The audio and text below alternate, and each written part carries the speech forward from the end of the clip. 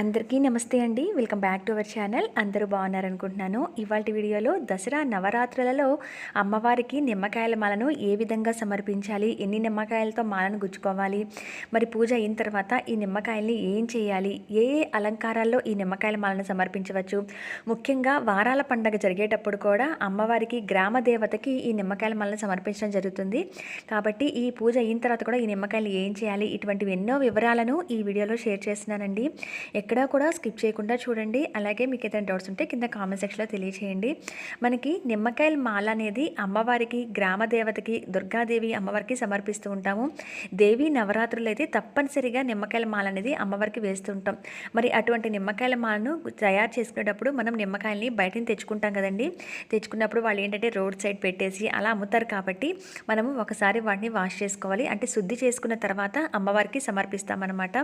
ఇక్కడ నేనైతే పసుపు కొంచెం వాటర్లో పసుపు వేసేసి ఆ పసుపు వాటర్లో వీటిని కడిగేస్తున్నాను. అయితే ఇక్కడ వీటికి పసుపు అనేది కూడా రాస్తూ ఉంటారు. ఇక్కడ నేను డైరెక్ట్గా పసుపు వాటర్తో ఈ విధంగా కడుక్కోవచ్చు, లేదా పసుపుని కూడా దానికి రాయొచ్చు. వాటర్తో కడుక్కున్న తర్వాత మనము గుచ్చుకునేటప్పుడు కూడా జారిపోకుండా ఉండటం కోసం మనము ఈ కాయల్ని కూడా నీట్గా తుడుచుకోవాలి. మీరు ఒకవేళ ఎక్కువ కాయల్ని యూస్ చేసి నిమ్మకాయల మాలను తయారు చేసినట్లయితే కనుక, ఎందుకంటే గ్రామదేవత దేవాలయాలు ఇచ్చేటప్పుడు కొంచెం చాలా పెద్ద పెద్ద మాలలు అనేవి కడుతూ ఉంటారు. అటువంటప్పుడు వీటన్నింటి ఒక క్లాత్ మీద ఆరపోసేయండి. ఇక్కడ నేను ఒక 9 కాయలు తీసుకున్నాను కాబట్టి తుడుస్తున్నాను. ఎక్కువ కాయలు యూస్ చేస్తున్నప్పుడు ఒక క్లాత్ తీసుకొని వాటి మీద కాసేపు ఆరబెట్టేయండి. ఇక తుడిచే పని కూడా ఉండదు. ఇక అలాగే అమ్మవారికి ఇష్టమైనవి వేపాకులు అండి. చలవ కోసం కూడా వేపాకులు మనం పూజల్లో వాడుతూ ఉంటాము. కాబట్టి అమ్మవారికి ఆ వేపాకులన్నా నిమ్మకాయలన్నా ఈ దసరా దేవి నవరాత్రులు చాలా ఇష్టం కాబట్టి మనం ఇక్కడ వేపాకులతో పాటు కలిపి ఈ నిమ్మకాయల మాలను తయారు చేస్తున్నాము. ఈ విధంగా అమ్మవారికి మాలను తయారు చేయడానికి యూస్ చేసే థ్రెడ్ అనేది సూదికి ఎక్కించుకొని, ఇది కొంచెం పెద్ద సూది అయితే తీసుకోవాలి. మనం తీసుకొని ఈ నిమ్మకాయల్ని ఈ విధంగా నిలువుగా పెట్టి గుచ్చుకోవాలన్నమాట.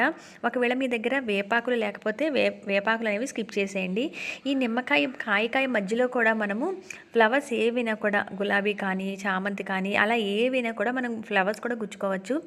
అయితే ఇక్కడ ఒక నిమ్మకాయ నేను ఈ విధంగా గుచ్చిన తర్వాత ఇలా ఫ్లవర్ షేప్లో వచ్చేలాగా వేపాకుల్నే యూస్ చేసి ఈ విధంగా మధ్య మధ్యలో పెడుతున్నాను అనమాట. అంటే ఒక కాయ తర్వాత ఒక వేపాకులు, అలాగే మళ్ళీ కాయ అలా పెడుతూ వస్తున్నాను. మాల చూడటానికి చాలా బాగుంటుంది. అలాగే అమ్మవారికి ఇష్టమైన రెండు కూడా ఒకేసారి సమర్పించినట్టు ఉంటుంది. ఒకవేళ పూలు పెట్టిన వాళ్ళైతే అమ్మవారికి కొంతమంది అలానే వేసి ఉంచేస్తారు. పూలు అనేవి నెక్స్ట్ డేగా మనకి వడిలిపోయినట్టు అయిపోతాయి. కాబట్టి నిమ్మకాయలు ఫ్రెష్గా ఉంటాయి 4 రోజులు, కానీ పూలు అనేవి తొందరగా వడిలిపోతాయి. అటువంటిప్పుడు చూడటానికి బాగుండదు. మీరు 1-2 రోజులు మాత్రమే ఉంచుతాము అనుకున్నప్పుడు పూలను గుచ్చుకోండి. కొంతమంది అలానే వేసి పటానికి ఉంచేస్తారనమాట ఈ 10 రోజులు కూడా. అటువంటి వాళ్ళు ఒక నిమ్మకాయలు గుచ్చుకోండి, లేదా వేపాకులను కలిపి గుచ్చుకోండి, సరిపోతుంది. అయితే ఎటువంటి అమ్మవాళ్ళకి అంటే ఏ అలంకారంలో అమ్మవాళ్ళకి ఈ నిమ్మకాయల మాలను సమర్పించాలి అని అంటే, ఉగ్ర రూపంలో ఉన్న అమ్మవారికి అని చెప్తూ ఉంటాం. అంటే సాత్వికంగా ఉండే లక్ష్మీదేవి అమ్మవారికి, అలాగే సరస్వతీదేవి అమ్మవారికి, లలితాదేవికి కాకుండా మిగతా చండీ అలంకారాల్లో అమ్మవారిని ఆరాధిస్తున్నప్పుడు, కాళికాదేవి అలంకారాలు అంటే మహిషాసురమర్దినీదేవి అలంకారంలో, దుర్గాష్టమి రోజు దుర్గాదేవి అలంకారంలో అమ్మవారిని పూజిస్తున్నప్పుడు మనము ఈ నిమ్మకాయల మాలను సమర్పిస్తూ ఉంటాం అనమాట. వేపాకుల నిమ్మకాయల మాలైన అమ్మవారికి ఉగ్ర రూపంలో ఉన్నట్టుగా అమ్మవారిని మనం ఆ అలంకారాల్లో పూజిస్తున్నప్పుడు అమ్మవారిని శాంతింపచేయడానికి ఆవిడకి ఇష్టమైనవన్నీ కూడా సమర్పిస్తూ పూజ చేస్తాం. కనుక ఈ విధంగా నిమ్మకాయలను వేపాకులను కలిపి మాలగా కట్టి అమ్మవారికి సమర్పిస్తే చాలా సంతోషిస్తున్నట్టు అమ్మవారు. ఆవిడకి ఇష్టమైనవి మనం ప్రసాదిస్తున్నాం కాబట్టి ఈ విధంగా మనం 9 కాయలు, 11 కాయలు, 21 కాయ ఇలా ఇంట్లో అయితే కొంచెం లెక్కగా తీసుకొని కట్టుకోండి, బేస్ సంఖ్యలో వచ్చేలాగా. ఒకవేళ మీరు ఏదైనా గ్రామదేవత దేవాలయాల్లో ఇస్తున్నాం అనుకుంటే కనుక మీరు ఎన్ని కాయలు అయితే గుచ్చి ఇవ్వగలరో ఆ విగ్రహానికి ఎన్ని అయితే పడతాయో నిండుగా అన్ని కాయలు గుచ్చుకోవచ్చు. లెక్కేమీ అవసరం లేదు. మీరు లెక్కగా ఇవ్వాలి అనుకుంటే 108, 51, ఇలా 21, ఇలా 19, 11, 17 ఇలా బేస్ సంఖ్యలో వచ్చేలాగా ఇస్తూ ఉంటారనమాట. ఎక్కువగా ఇంట్లో మనం కట్టుకుంటే నవరాత్రుల గుర్తుగా 9 కాయలు కట్టుకుంటే సరిపోతుంది. అయితే ఈ నిమ్మకాయల్ని పూజలో ఈ విధంగా మాలగా వేయటం వల్ల ఏంటంటే మన ఇంట్లో ఎటువంటి నెగిటివ్ ఎనర్జీ ఉన్నా కూడా అవన్నీ తొలగిపోతాయట, పాజిటివ్ అనేది వస్తుంది. అలాగే అమ్మవారికి ఇష్టమైంది కాబట్టి మన ఇంట్లో కూడా అంతా కూడా మంచిగా జరుగుతుంది. ఆ నిమ్మకాయల వల్ల ఎటువంటి నరదిష్టి కూడా ఉండదు అమ్మవారికి ఆ మాలను సమర్పించడం వల్ల. ఈ దేవీ నవరాత్రుల్లో ఈ విధంగా అమ్మవారికి సమర్పించడం వల్ల మనకి అంతా కూడా మంచి ఫలితాలు కలుగుతాయండి. నిమ్మకాయల మాలను అమ్మవారికి వేస్తే. ఇక్కడ చూడండి, ఆకులు అలాగే నిమ్మకాయ ఈ విధంగా అయితే గార్లెండ్ అనేది వచ్చింది, లెమన్ గార్లెండ్ అనేది. అయితే ఆశ్వీజ మాసంలో మనకి మొదటి రోజు పాడ్యమి నుంచి శుద్ధ పాడ్యమి నుంచి మనకి దసరా మొదలు కదా. ఈ దసరా నవరాత్రుల్లో దుర్గాష్టమి రోజు అలాగే చండికా రూపాల అమ్మవారిని ఆరాధిస్తున్నప్పుడు మహిషాసుర మర్దినిగా అలంకరణ చేస్తున్నప్పుడు ఈ నిమ్మకాయలు మనం సమర్పిస్తూ ఉంటాము. అయితే ఈ నిమ్మకాయలు పూజ అయిన తర్వాత ఏం చేయాలి అని అంటే కనుక ఇంట్లో పూజలో పెట్టిన నిమ్మకాయలు ఏం చేయాలి అని అంటే మనము ఇంటికి ఒక కాయ తీసుకొని ఎక్కడైనా డబ్బులు పెడుతుంటాం కదా, బీరువాలు అటువంటి వాటిలో బంగారము సిల్వర్ ఇటువంటి దాచుకుంటూ ఉంటాం కదా, అటువంటి చోట పెట్టచ్చు. పిల్లలు చదువుకునే బుక్స్ దగ్గర పెట్టచ్చు. ఈ పూజ చేసిన నిమ్మకాయలని వ్యాపార సంస్థలు అంటే మీరు బిజినెస్ కానీ షాప్స్ కానీ ఉంటాయి కదా, అక్కడ డబ్బులు పెడుతుంటారు కదా, ఆ బాక్స్లో ఒక నిమ్మకాయ అవి డ్రై అయ్యే వరకు కూడా ఉంచుకోవచ్చు. ఒక 3 నిమ్మకాయలు తీసేసి ఒక దారానికి ఇలానే గుచ్చి సింహద్వారం దగ్గర వేలాడతీయచ్చు. ఎటువంటి నెరదిష్టి కానీ నెగిటివ్ ఎనర్జీ కానీ అది దాటి లోపలికి రాలేదు. ఆ నిమ్మకాయలు దాటి అంత పరమశక్తిగా మారుతాయి అనమాట. అమ్మవారి పూజలో పెడితే ఆ నిమ్మకాయలకి అంత శక్తి ఉంటుంది కాబట్టి అలా చేసుకోవచ్చు. మగవారు కానీ మనం కానీ బైక్స్ ఉంటాయి కదా, ఆ బైక్స్కి ఒక 3 కాయలు కట్టచ్చు అనమాట. ఇవన్నీ కూడా దిష్టి లేకుండా కూడా ఆ నిమ్మకాయలు అనేవి కాపాడతాయి అమ్మవారి పూజలో వాడినవి. కాబట్టి ఇక్కడ నేను నిమ్మకాయని ఈ విధంగా మాలగా గుచ్చాను. చూశారు కదండి, ఆకులతోనూ వేపాకులు అలాగే నిమ్మకాయలతోనూ మాల చాలా బాగుంది కదా. ఆ తర్వాత గంధం బొట్లు కూడా పెట్టి ఈ విధంగా అలంకరణ అయితే నిమ్మకాయలకి చేశాను. ఇది అమ్మవారికి ఒకసారి వేసి చూపిస్తాను చూడండి ఎంతలా ఉంటారు అనేది. ఈ విధంగా మీరు ఎన్ని కాయలైతే వేయాలని అనుకుంటున్నారో అన్ని కాయలతో అమ్మవారికి మాల అనేది వేయవచ్చు. నేనైతే నవరాత్రులకి గుర్తుగా 9 కాయలని అయితే గుచ్చి ఈ విధంగా వేశాను అనమాట.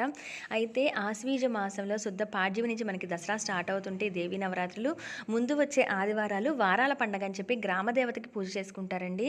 ఎందుకనంటే ముందు ఆదివారాలు చేస్తుంటారు. ఈ ముందు ఆదివారాలు వచ్చేసి మనకి ఈ వారాల పండుగ ఎవరైతే వారి ఊరి గ్రామదేవతకి పూజ చేసుకుంటున్నారో వాళ్ళందరూ కూడా ఈ విధంగా నిమ్మకాయలు గుచ్చి అమ్మవారికి ఆ మాలను సమర్పించి రావచ్చు. చాలా చాలా మంచిదండి అది. అలాగే శ్రావణ అమావాస్యకి పోలాల అమావాస్య పూజ చేసుకున్నాం కదా, అప్పుడు చేసుకొని వారు ఇటువైపు వాళ్ళు చాలామంది ఈ మహాలయ అమావాస్యకి అంటే మనకి ఈ భాద్రపద అమావాస్య ఏదైతే ఉందో ఆ మహాలయ అమావాస్యకి కూడా పోలాల అమావాస్య మళ్ళీ పూజ చేసుకోవడం జరుగుతుంది పోలేరమ్మ తల్లికి. ఆ రోజునైనా సరే ఈ విధంగా అమ్మవారికి నిమ్మకాయల మాలను గ్రామదేవతకి సమర్పించి రావచ్చు.